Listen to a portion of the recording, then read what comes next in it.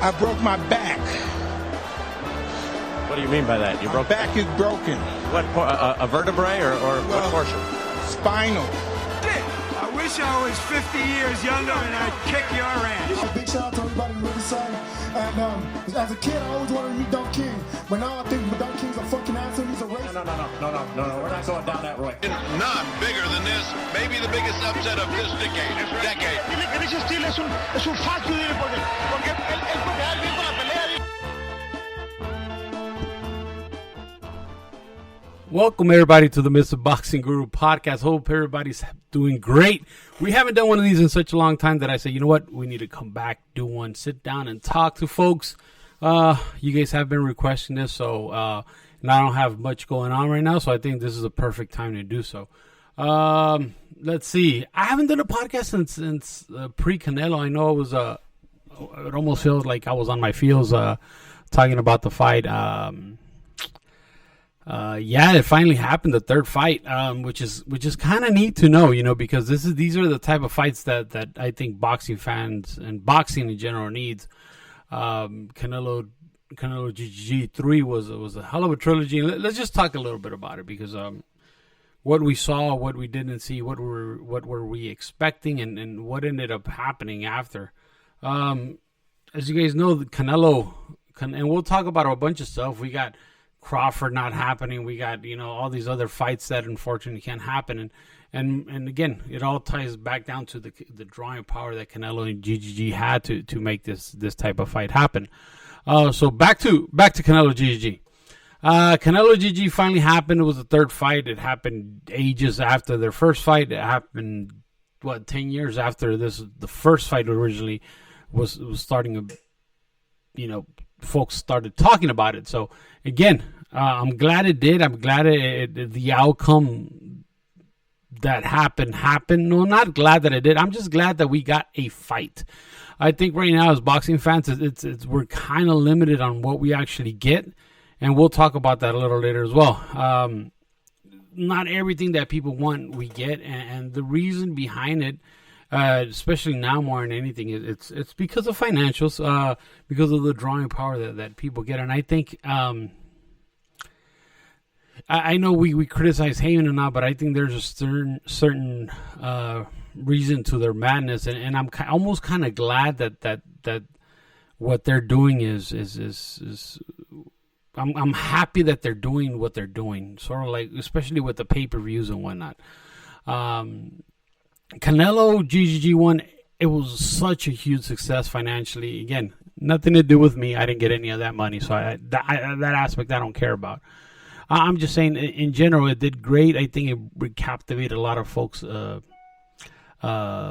attention. It's something that you wanted to see. You didn't know who exactly was going to win.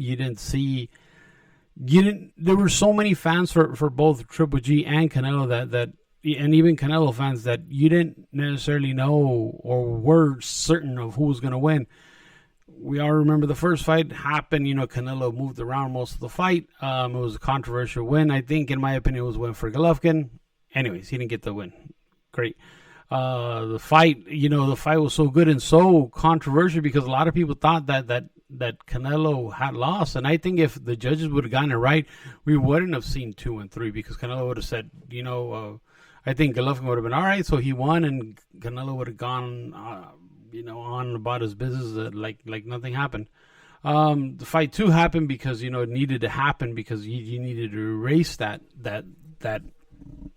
ugly feeling that Canelo had on saying that he lost, and people admittedly said that he lost.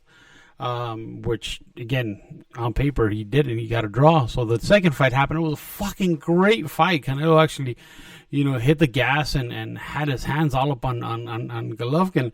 It was still close enough fight, but it was a type of fight that you're like, okay, something happened here. I need to see it again, and we didn't see it. And supposedly the demand for this fight, again, to run it back again after Golovkin's so old, after Golovkin, so many times have passed after you're asking Golovkin to go up and wait. Somehow people were saying that this fight, especially, certain agenda-driven folks, that there was no reason to make this fight again. But the fight did happen, and the fight did great numbers. Again, not the numbers at the first one or the second, but there was so much unknown, on the first fight, and so much known, I guess you could say, on the second fight, but the third fight, it was so much like, oh man, Golovkin already, looks old, and what is he going to do with a fresher Canelo? And then people speculated saying that Canelo was just going to run over him, which, again, yes, he beat him. Yes, he boxed his ass off. Yes, it was a good fight, but it wasn't it wasn't what folks thought were going to happen. People actually thought that Canelo was going to catch a body and he was going to, knock out Golovkin.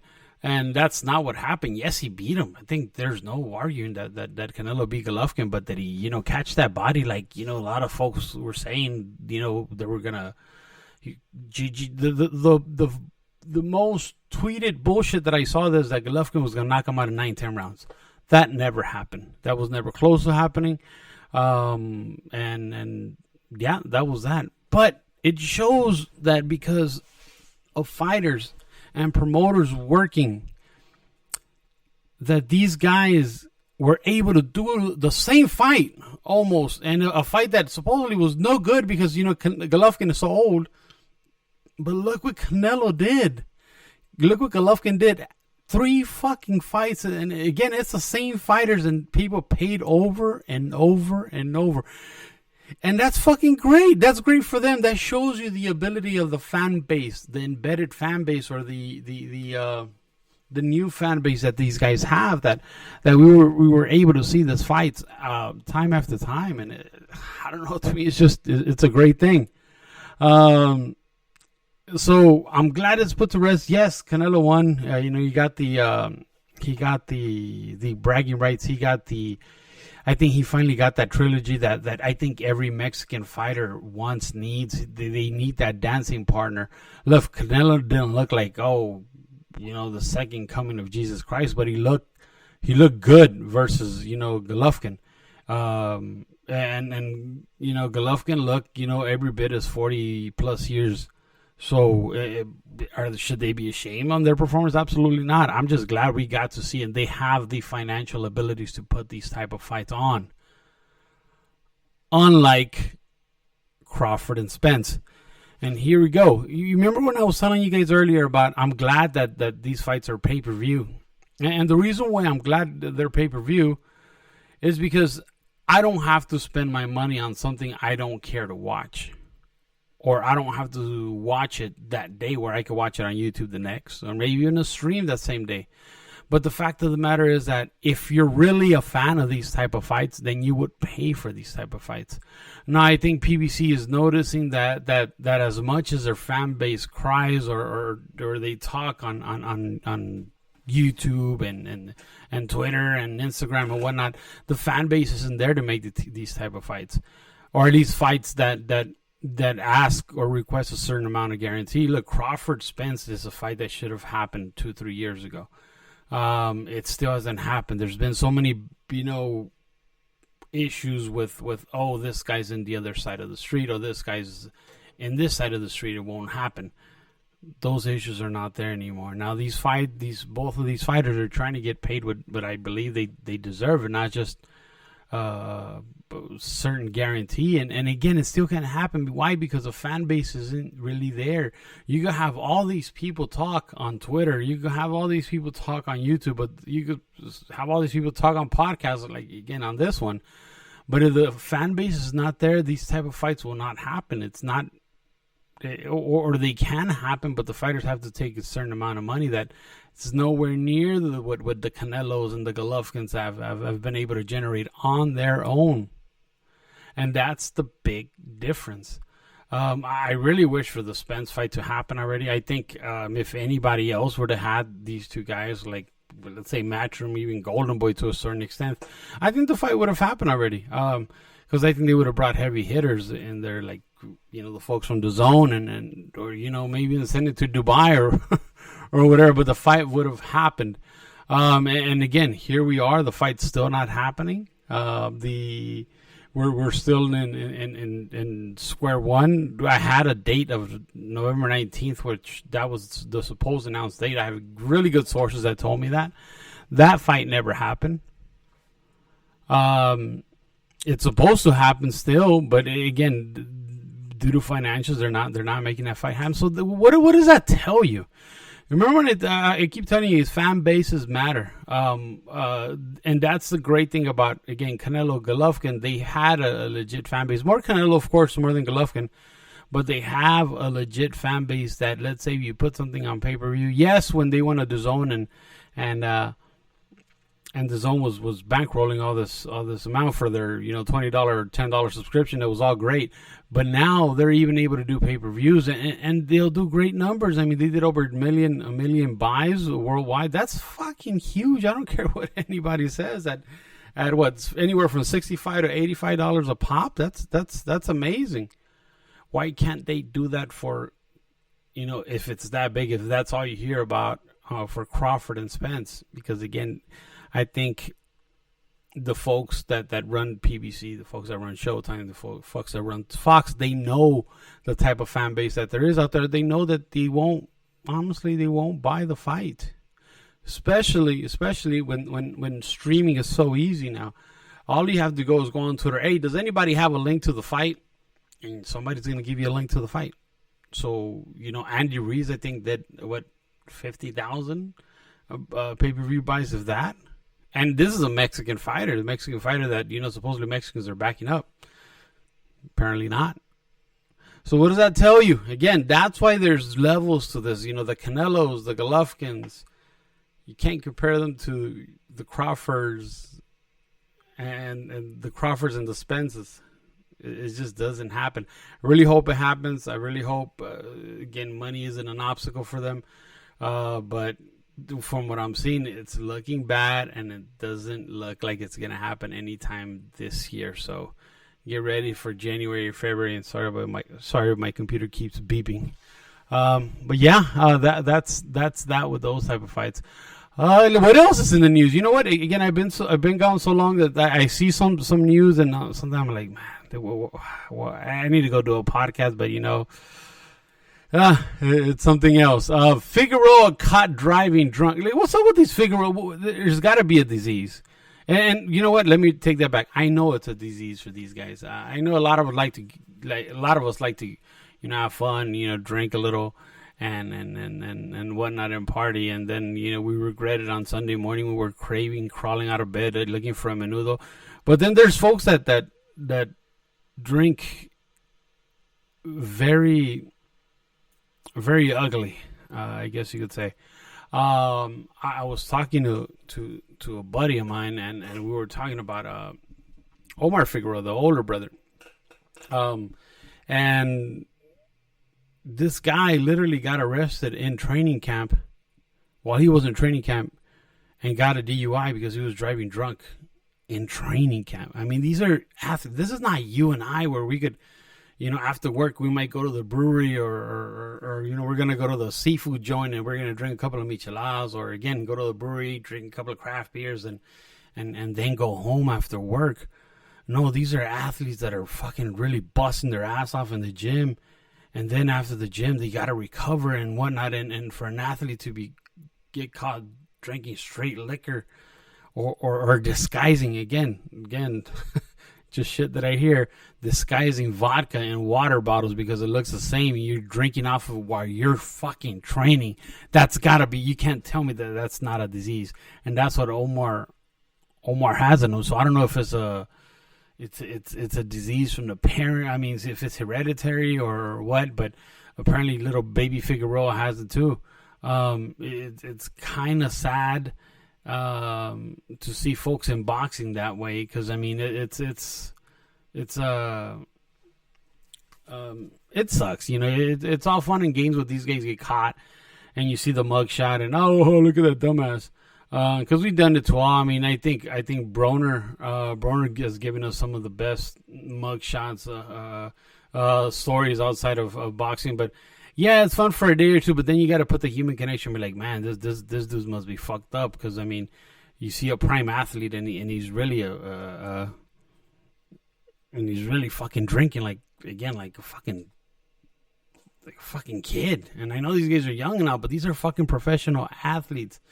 It's something we don't get. They're fucking professional athletes, and to be drinking the way they do, it's kind of embarrassing. And there's no one to blame but themselves. But I would really wish, that's one of the reasons why I really like when fighters are active, because when they're active, they're actually training. And again, I'm not sure little Omar over here has the same mental disease as his brother, but because I know his brother. Again, I haven't heard anything about this Figueroa, but I know Omar was bad. Brandon, again, I don't know. He seems like a very nice young man, but again, you just never know. I just wish him luck. I was call him, fucking joke. Again, most of us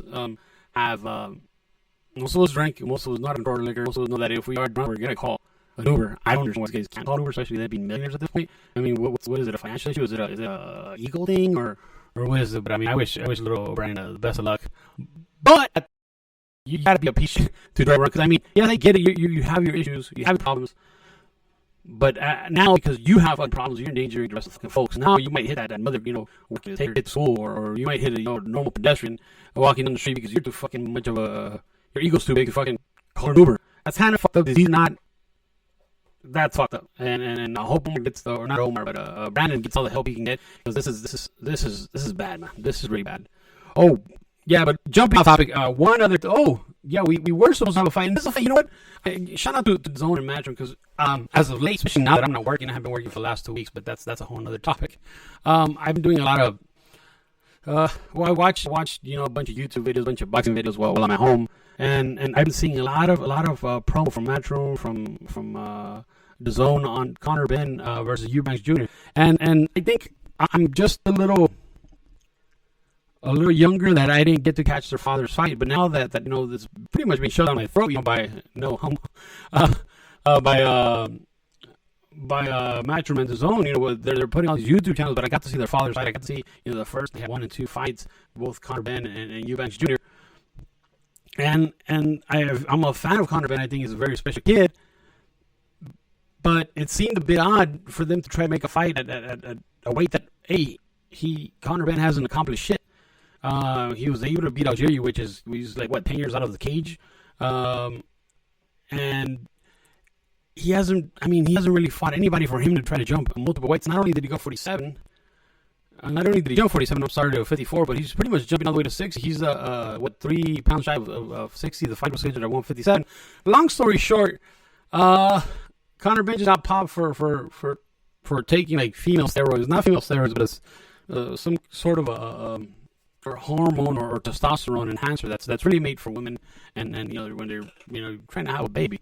What does that do? I'm assuming, again, it boosts up your testosterone if you're a guy, helps bulk up, but the fact of the matter is that he got caught. Yeah, got caught, just like Canelo got caught, just like Oscar Valdez got caught. Now, are we going to keep the same level of energy? Because look, I get it, maybe it was something that he didn't mean to put on his body, but I remember how much the UK talked shit about Canelo when he got popped. I remember how much they talked shit about Valdez when they got caught. And I remember the amount of shit that their promoter, which is Eddie Hearn, talked when American fighters or when Western fighters in general get caught with any type of banned substance.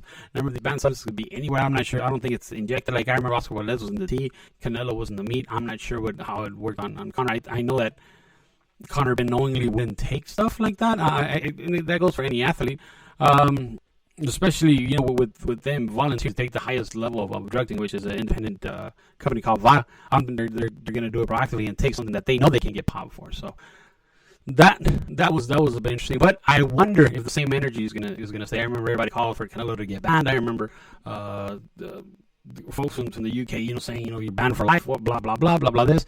Now all these folks talk so much shit. I'm seeing them relatively quiet, and again, just if you guys don't know, this information just came out today that Conor Benn did dirty. But they're saying now, at least from the outside, what I'm seeing here is that the fight should go on because VADA has no ruling, and all the drugs that they took in Britain, based on their commission, they have passed. So I've seen that Vada is just they're trying to diminish what Vada means, the type of weight that Vada pulls. But the fact of the matter is that any U.S. commissioner either pulled it or worked around. I mean, the biggest star in boxing, Canelo, was banned for 6 months and was fined all this type of money. Shit, Chavez Jr. got power weed and he was banned for like a year and was fined all this type of money. Again, that's for fucking weed. What the fuck is weed gonna help you on? So again, my thing is, I wonder what's the type of energy, what's the type of is Eddie Hearn keeping the same type of energy that he did versus all these other fighters? All the guys, I can't remember the guy in Steve, but the guy that sounds like he's going to war for Scotland. Tony Bellew, I think is his name. He was talking all the shit. I haven't heard an interview from him. So all that shit that they were talking, is it going to be the same energy? Or now, because it's a UK guy, we're going to keep quiet? Again, I think personally the fight should happen. I don't really care for this type of stuff. I don't think it would help him anything. If anything, I think it'll help him. It helped him bulk up, put a little more muscle in, because again, he needed it going from 147 to 147.57. So I think, again, if anything, it helped. It did help him, but it's mainly mass, just to add weight. I think to punch resistance might help too, because again, now he's bulking up. He's going to be able to take those bigger shots, because again, he has the weight on his side. I think the fight should happen, but what are we keeping the same energy as we did for the Canelos, for the Valdeses, for anybody that failed the test on the West, for whoever it was? I don't care who they are. I mean, whoever failed the test. Are we keeping the same energy, or are we just going to try to sweep it underneath the rug? And that's what I'm seeing from Eddie Hearn. Just like, oh, no, we're just trying to make the fight. And the fight is in a couple of days. This information just came out today, which I think that the test has, I'm not sure exactly. This information came out to the public today. I'm not sure when they knew about it, but I know this information is just being put out today. Let's see what else. Oh, on a funny note, the WBC with the regular chingaderas. For women's boxing, Clarachet Shields versus Sarah Marshall, Savannah Marshall. Get to fight for a belt. You see, in the WBC, I used to get so fucking pissed at the WBC because I feel like they always try to butt in. They used to always try to butt in everywhere. When they made I remember when they made the Huichol belt for, I think it was the Canelo fight. I think it was Canelo versus Junior. Again, I can't remember exactly at the top of my head, but it was a Huichol belt. Again, if you guys know Mexican boxing, Huicholes are part of Mexico. They're mainly in this Nayarit, which mainly no fighter comes out of Nayarit, so they had nothing to do with the fighter's origin, but somehow they made a Huichol. They made an Aztec Warrior Volcano belt later on for somebody else. And now these motherfuckers. And again, now to me it's funny now, but before it always pissed me off. But now the WBC, because the fight is in the UK, they made a Queen Elizabeth belt that somehow commemorates the Queen, because this fight between Clarachet and Marshall was supposed to be done like the week that the Queen died, which I believe was a week or two ago. So now it's going to be announced for the 15th, or it's announced already for the 15th. It's going to happen on the 15th. So what they want to do, they want a belt for the fucking Queen Elizabeth. So these motherfuckers have no mother. Shout out to Mr. Boro from Suleiman. Those Suleimans, man. I don't know, Mexicans and with a last name like Suleiman, you got to be up to no good. And I don't know, man. It's just something to laugh and something to almost weasel in, and that's the WBC is. They're a bunch of fucking weasels. It's funny to me now, but I think they know they're weasels and they love, getting their feet wet, or maybe even charging a sanctioning fee for these type of shit. But you gotta love their ability to just bullshit their way into situations, man. It's no one does it. No one does it with them. And let's see, who else do we have? Oh, well, now let's talk about upcoming fights that we have. There's a few fights that I really like. At least notable fights if you guys haven't seen them. Kambosos versus David Haney. Notable fight. It's a unification fight. We already seen it once. It wasn't the greatest fight in the world. It quite possibly could have been the ugliest, most boring fight in the world. But again, it's a unification fight. I think it's something important for us to watch. It's one of those days where it's a week. It's a day full of boxing, so I think we should watch that. And that's, from my understanding, it's on ESPN Plus. So make sure we watch that on the same night. We get Wilder Helenius, October 15th, and I think that's the same night that Clarachet fights as well. So somewhere between all of those fights, you guys can watch them and make it a fight day type of thing. Loma versus Ortiz, that's October 29th. Again, it's always fun to see Loma to a certain extent. And sometimes it does get a little boring, but again, it's a good fight. Bivol versus Zurdo on the Zone on November 5th. That's going to be an interesting fight because there's so many factors there. We have with Bivol, and Zurdo. Canelo kind of already brushed off Zurdo, saying if he wins, I'm not going to go that route. Bivol, if he loses, it's kind of be like, okay, what are we fighting for? So it's going to be interesting to see what happens after this. And that's sad because it's a good fight. It's going to be, let me rephrase that. It's a good fight on paper. I think Zurdo has everything to beat Bivol, but I think it's on Zurdo to make a very boring fight. Uses distance, uses jab. He's a very, very good boxer. Lately, he's been brawling. I don't know if that's something brought on by his new promotion, that he needs to be more aggressive, because I know that's what he kind of needed when he was with Bob. He was very, very safety first type fighter. He's been a lot more aggressive now that he's with Golden Boy. But I'm not sure. In my opinion, you should go back to that old Zurdo and try to box the shit out of Bivol. I think that's the only way to beat him. So that's November 8th, and the mother of all, on December 3rd, Gallo Estrada versus Chocolatito from Arizona, again on the Zone. So the Zone, you know what? Say what you want, but the Zone's been fucking kicking ass. The fourth quarter of the year, they're kicking ass again. This weekend they got Ben, and then Eubank. Hopefully it happens in Zurdo, then Chocolatito. So they've been having all these good, solid fights. So hopefully they continue this and they move it forward towards 2023. But yeah, that Chocolatito fight, I'm really excited. I mean, I saw first and second one live. So it's something that I'm looking forward to, and you never know, I might just take the trip to Arizona to catch that, man. I got some good friends that I want to see out there, so you know what? Why not? I did have a couple of questions. I do post on Instagram, and if you don't follow me on Instagram, make sure you guys follow me at Mr. Boxing Guru. And as a matter of fact, if you guys made it this far, please go and subscribe on iTunes, on YouTube, on Spotify, anywhere where podcasts are listened to, the podcast is at. I did have a few questions. Oh, there you go. First one from Pancho the Chef, and shout out to Pancho the Chef. He has a restaurant here in Walnut and Anaheim. Great guy, Casa de Pancho. Make sure you guys go and check it out. Family-owned restaurants, good food, and they usually have live music. Last time I went and they had a mariachi going, had a lot of fun. Me and my wife. It was like I was like 2 shots from getting up and singing and ruining the whole thing for them, but I'm glad I did it.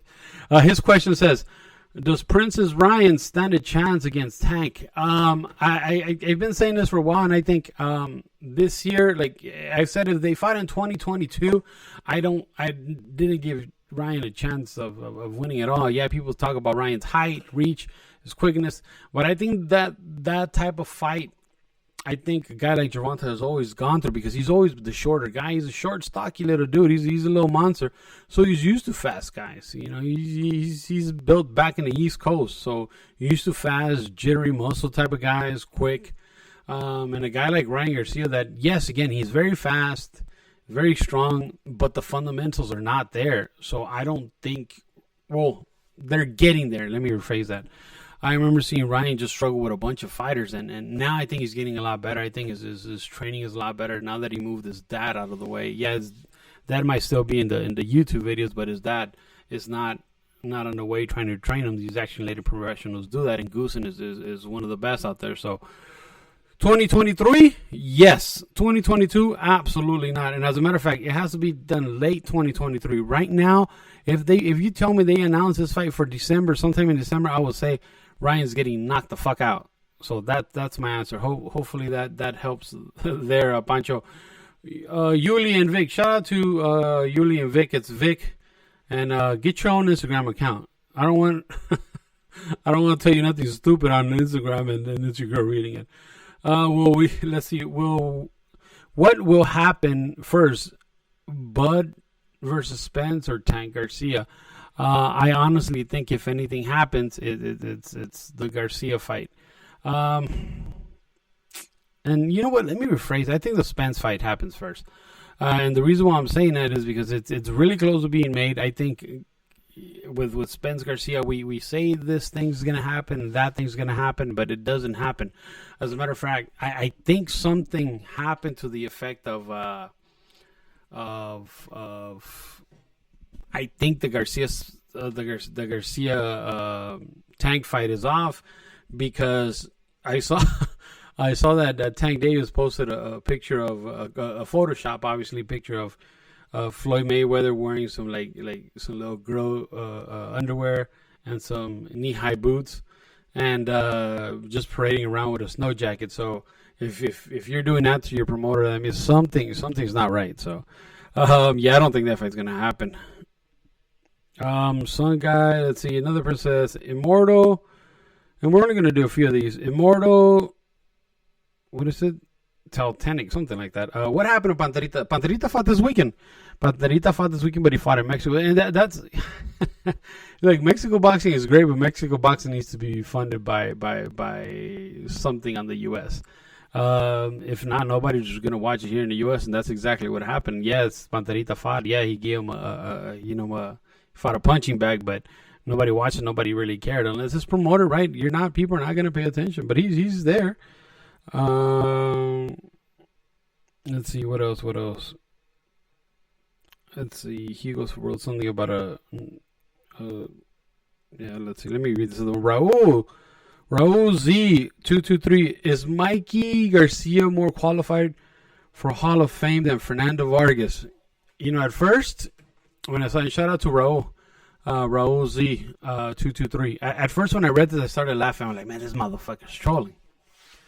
But then I started thinking about it. Like, okay, let's sit there. Let me put my feet up to answer this because I think it deserves an accurate response to Raul. So let's take a brief view of Fernando Vargas's record or what he did in the sport. Besides, screaming random things. All right, so Fernando Vargas, he had a great fight. His biggest win, and it was a very underrated win, versus Winky Wright. Okay, Fernando Vargas went on and fought Tito Trinidad and lost to Tito Trinidad. Quite possibly got ruined by Tito Trinidad in a fight where there was multiple low blows. I think he got knocked out early in that fight. And then he somehow came back, made a comeback, and then he got knocked out towards the later part of the fight. Okay, that was a Tito fight. Again, nothing wrong with losing. That was one of the best fighters that Puerto Rico produced. In the last 20 years, 30 years. 30 years probably, maybe even 40. Then he lost to Oscar de la Hoya at a weight that Oscar now, being a little older, went up to 54, and they fought at 154. And yes, he was strong in that fight and whatnot, but showed that superior boxing again, took him out, and that's exactly what Oscar did. He took him out and knocked him down. Okay, so he lost there, another notable fight. Then he lost to a guy. I think this fight was like at 160 something pounds. Again, and you guys could fix that for me or correct me. I think it was like 166 pounds. That was Ricardo Mayorga. So he came back and fought Ricardo Mayorga. And Ricardo Mayorga was a good fighter that beat you before the fight. And what I mean by that is that Ricardo Mayorga would get in your head so much that he would fuck you up, or you would be so scared of him that he would end up fucking you up. And that was the way you got beat. But most of the good fighters beat Ricardo Mayorga. Even Mosley struggled a bit with Ricardo Mayorga. Cotto struggled a bit with Ricardo Mayorga. But again, keyword is they beat Oscar.